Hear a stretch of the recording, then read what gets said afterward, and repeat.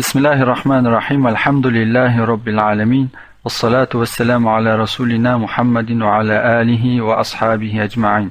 Assalamu alaikum wa rahmatullahi wa barakatuh.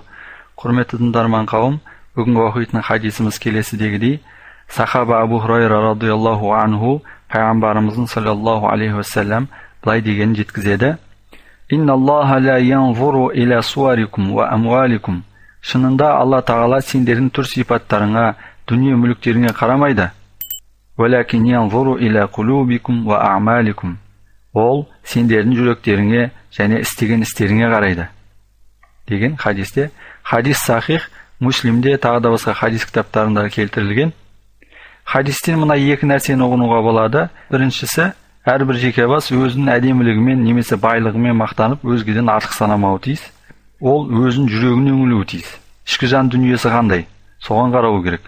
Өкінішке орай қазіргі таңда адам әдемілігімен немесе байлығымен өлшеніп жатады. Осыдан кейін елдерде әдемілік және байлық адамды артық ететін алғы шарт деген ой қалыптасады.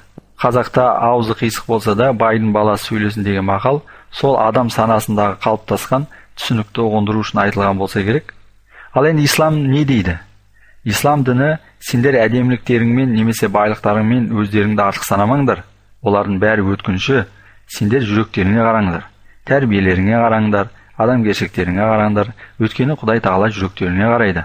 Жасаған іс-әрекеттеріңізге қарайды. Қандай жақсылық жасадыңыз?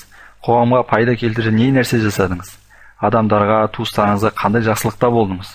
Міне, соған қарау керектігін үйретуде хадис. Әрине, бұл жерде әдемі болуға немесе бай болуға қарсы болып тұрған жоқ ислам.